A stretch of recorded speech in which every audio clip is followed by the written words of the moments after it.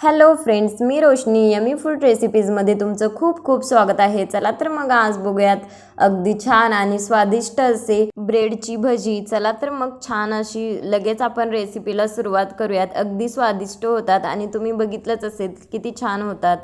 चला तर मग लगेच आपण झटपट रेसिपीला सुरुवात करूयात. सगळ्यात अगोदर घ्यायचं आहे पाणी, त्यामध्ये घालायचे आहेत बटाटे शिजत. छान असे बटाटे शिजले की छान असं आपण त्यांचं भाजी बनवून तयार करणार आहे. त्या अगोदर चला तर आता आपण बनवायचा आहे बेसनचा घोल, म्हणजे जे वरती आपण लावतो की नाही वडापावला वगैरे, त्या पद्धतीचं एक मिश्रण तयार करून घ्यायचं आहे. त्यासाठी घ्यायचं आहे बेसनचं पीठ. मी 4-5 चमचे बेसनचं पीठ घेतलेले आहे.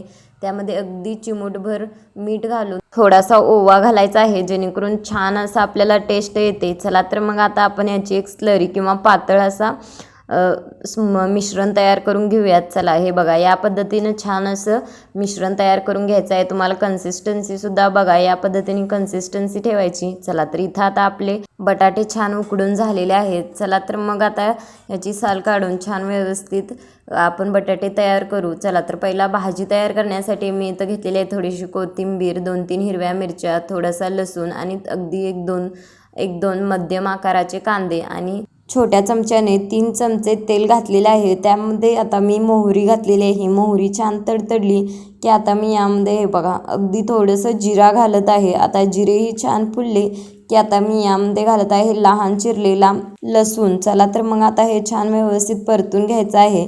आता यामध्ये घालायचं आहे, आता इथं लसणाचा कच्चापणा कमी झाला की यामध्ये कांदा घालायचा आहे आणि कांदा अगदी सोनेरी कलर होऊपर्यंत छान परतवून घ्यायचा आहे.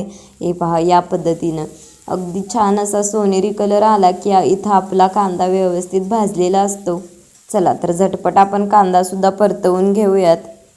हे पहा या पद्धतीने मस्त असा कांदा परतवून घ्यायचा आहे. अगदी छान असा कांदा परतवून झाला की यामध्ये घालायची आहे एक हिरवी मिरची. हे पहा इथं मी 2-3 हिरव्या मिरच्या छान व्यवस्थित कट करून घेतलेल्या आहेत, त्या यामध्ये घातलेल्या आहेत. आता हे सुद्धा थोडंसं परतवून घ्यायचं आहे, कारण मिरच्यांचा थोडासा कच्चापणा कमी होईल. हे झाल्यानंतर इथं मी घेतलेला आहे अर्धा चमचा धने पावडर आणि ती सुद्धा यामध्ये घातलेली आहे. अगदी थोडीशी हळद आणि अगदी थोडंसं लाल तिखट घातलेलं आहे आणि चवीपुरतं मीठ घातलेलं आहे. आता लाल तिखट अगदी कमी घालायचं, कारण आपण इथं हिरव्या मिरच्यासुद्धा घातलेल्या आहेत. त्यामुळं मस्त असं हे सर्व मिक्स करून घ्यायचं आणि यामध्ये घालायचे आहे उकडलेले बटाटा. या पद्धतीनं तुम्ही बघू शकता हाताने छान व्यवस्थित बारीक करून यामध्ये घालायचं आहे. आणि आता इथं या पद्धतीने घालताना काही वेळेस काय होतं की बटाटे छान व्यवस्थित कुस्करलेसुद्धा जात नाहीत. त्यावेळेस आपण काय करायचं, मस्त असं परतवून घ्यायचं आणि जे आपल्या हातामध्ये जे चमचा असेल किंवा उलात नसेल परतवून घेताना या पद्धतीनं तुम्हाला मी व्हिडिओमध्ये दाखवत आहे, या अगदी याच पद्धतीनं छान व्यवस्थित बटाट्याचा आकारसुद्धा कमी केला जातो. हे पहा या पद्धतीनं छान असं बटाट्याचा आकार.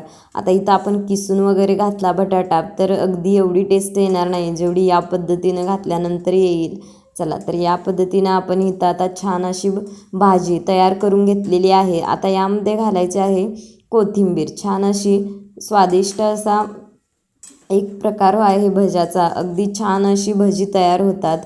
तुम्ही जरी ब्रेड भजी एकदा जरी खाल्ली तरी अगदी तुम्हाला प्रत्येक वेळेस बनवावीशी वाटेल. तर मी इथं आता बालाजीचा मिल्क फ्रूट ब्रेड घेतलेला आहे. तो छान व्यवस्थित अनपॅक करून तुम्हाला दाखवते. हे बघा अगदी याची साईज मोठीही नाही किंवा मध्यम आहे, जेणेकरून आपल्या जे ब्रेड भजी आहेत ते व्यवस्थित छान होतात. चला तर मग या पद्धतीनं मी सगळीकडे जी आपली भाजी बनवून घेतलेली होती तीच व्यवस्थित पसरवली आहे. आणि आता हे जे आहे ते मी दुसऱ्या ब्रेडने छान व्यवस्थित कवर करणार आहे. बघा अगदी याच पद्धतीने अगदी थोडंसं प्रेस करायचं, जास्तही करायचं नाही. आणि तुम्हाला मी कटसुद्धा करून दाखवते किती छान अशी आपली स्टफिंग तयार होते ती. आणि तुम्ही बघू शकता, हे बघा छान असं आपली स्टफिंग तयार झालेली आहे. त्याच पद्धतीनं मी दुसऱ्या ब्रेडची सुद्धा स्टफिंग तयार केलेली आहे. चला तर ज्यांना माझ्या रेसिपीज आवडत असतील त्या सर्वांनी अजून माझ्या चॅनलला लाईक, शेअर आणि सबस्क्राईब केलं नसेल तर प्लीज माझ्या चॅनलला सबस्क्राईब करा.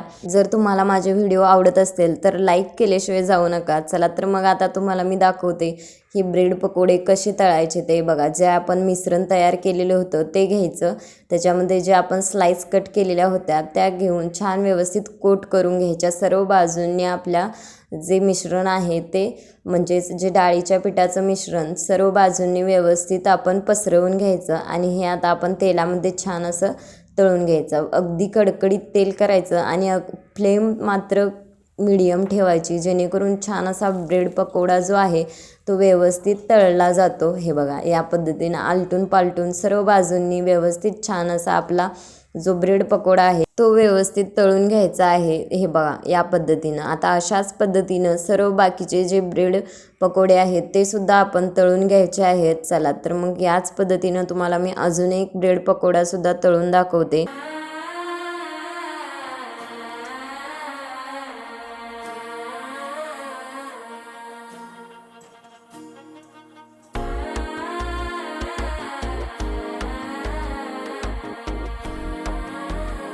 भजी म्हणलं की सगळ्यांनाच त्याच्यासोबत मिरची खायला खूप आवडते ना. चला तर मग छान असं व्यवस्थित मस्त अशी मिरचीसुद्धा फ्राय करून घेऊयात, तळून घ्यायची आहे या तेलामध्ये. जे तेल उरलेलं होतं आपण जे ब्रेड पकोडा बनवून त्यामध्येच हे पहा छान अशी मिरची भाजून झालेली आहे. चला तर आता आपण गॅसची फ्लेम बंद करूयात आणि सर्व जे आपण बनवलेले पकोडे आहेत त्यांचा आस्वाद घेऊयात. अगदी छान झालेला आहे बरं का. चला तर मग भेटूयात अशाच एका नवीन रेसिपीसोबत. तोपर्यंत तुम्ही सर्व हेल्दी राहा आणि मेन मुद्दा माझ्या रेसिपीज पाहत राहा आणि अशाच पद्धतीने नवनवीन पदार्थ खात राहा.